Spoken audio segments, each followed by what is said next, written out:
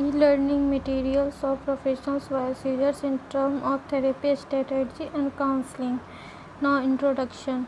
A professional voice user may be defined as someone who uses the voice as a primary means of occupational communication.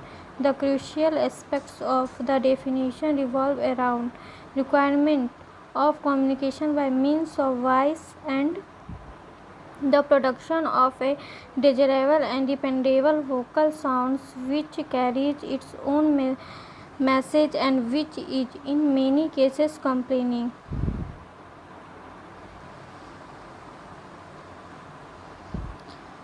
Under this umbrella falls a large portion of the working population: singers, actors, broadcasters, and announcers, public speakers, politicians, and talk show hosts are immediate evident. Other important groups for whom the voice is critical include baristas, the trial lawyers, teachers and coaches, telephone operators, stock and bond traders, exercise instructors, receptionists, salespeople. The list is almost indeterminable. If voice is damaged within these professions, it can be detrimental to their careers and how they are perceived by those around them.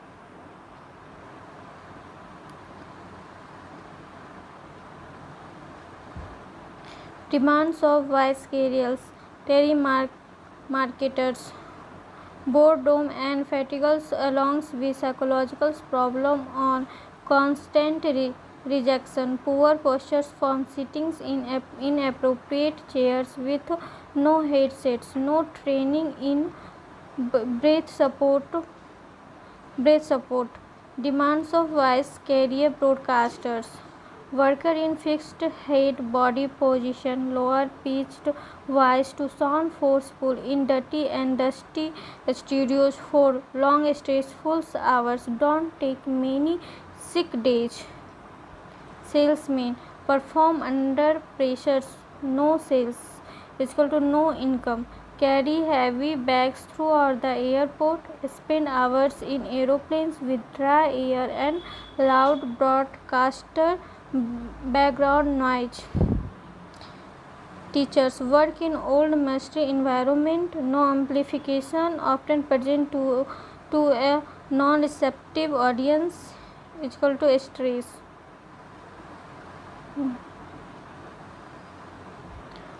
Bourget-Bacall syndrome, named after Humphrey Bourget and Lauren Bacall, condition most common in singers, actors, and radio and TV personalities.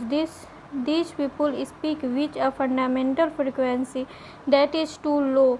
Poor breath support and laryngeal muscle tension cause muscle tension and dysphonia. Distinguished characteristic: water bronchite to Peter Jensen's, more common in women. Social pressure to compete with men. Common symptoms reported by professionals. The main complaints by the professional include hoarseness, voice break or cracks, voice loss, weak voice, voice fatigue. Common symptoms reported by the professional. There are some related physical problems often complained by same are shortness of breath, dry throat, scratchy sensation in the throat discomfort, tightness or pain, and effortful speaking.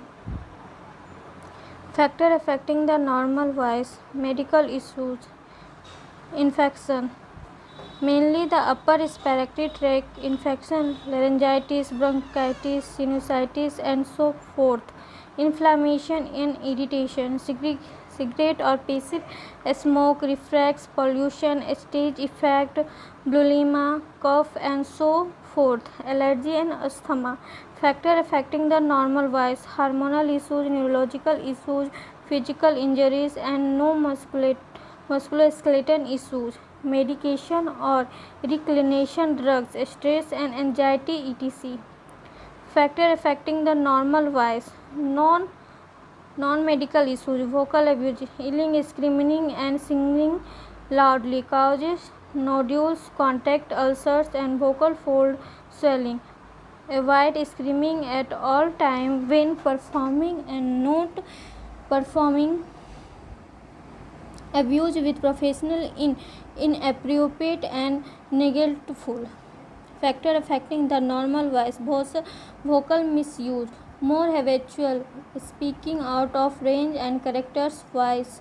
If they sound like they are straining, they are point out the obvious. Vocal overuse can happen to anyone. Individuals must know their limit. Most common where when suffering from infection and virus. Treatment for professional voice user. Preventive care, vocal hygiene, instruction, care for maximal performance, and third, reversal of dysfunction and pathology. Treatment for professional voice users, preventive care, and vocal hygiene. Increased vocal cord lubrications, nasal breathing so air can be filtered, purified, and properly humidified by the nose and sinuses. Avoid irritate, smoking, heavy drinking, and dust. Use diaphragm breathing. Maximize relaxation throughout body. Identify and avoid vocal abuse. Use easy onset phonation. Instructional care. This is for the professional who wants to maximize his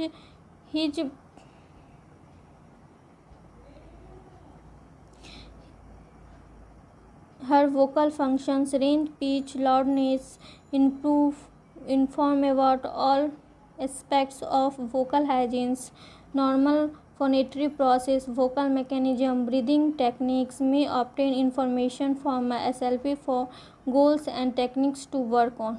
Treatment for professional voice users, reversal of dysfunction and pathology. Must first see laryngologist to rule out of laryngeal pathology. The SLP will be working with hyperfunction, hypofunction activity in the vocal mechanism. Must identify the poor vocal behaviors and work to eliminate the. If therapy is not effective, the client may develop nodules or polyps. A team approaches may all work together to preserve our careers despite less the perfect health professional include primary physician, otolaryngologist, speech language pathologist, voice coach, job supervisor. The speech language pathology role. After the client have been examined by the laryngologist, the SLP must take baseline voice documentation, do note acoustical voice analysis, perform therapeutics manipulation, unloading. They are done to remove any temporary compensatory vocal behaviors, obtain optimal breath support. The speech language pathologist role. Soften the hardness of bloater attack, reduce the rate of speaking, reduce laryngeal and neck muscle tensions, make an independent diagnosis, perform speech voice therapy, determine dismissal criteria.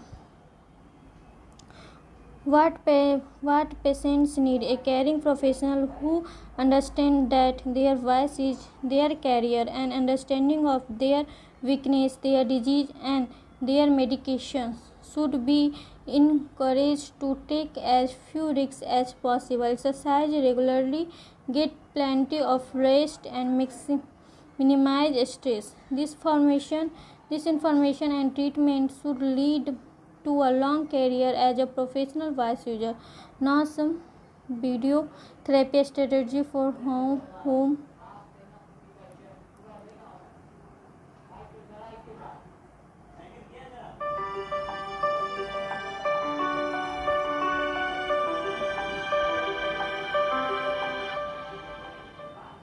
Hi, I'm Karen Sussman, Executive Director of the Professional Voice Care Center, the Center for Total Care of the Professional Voice, and the non-professional voice too. Cleaned up, steaming your vocal cords, that is. So, I have a question for you. Have you ever noticed that it's hard to speak or sing well when you feel dry? It's true that when you're dehydrated, it takes more effort to produce voice than if your vocal mechanism is well hydrated. And when your vocal cords are dry, there is more risk of injuring the delicate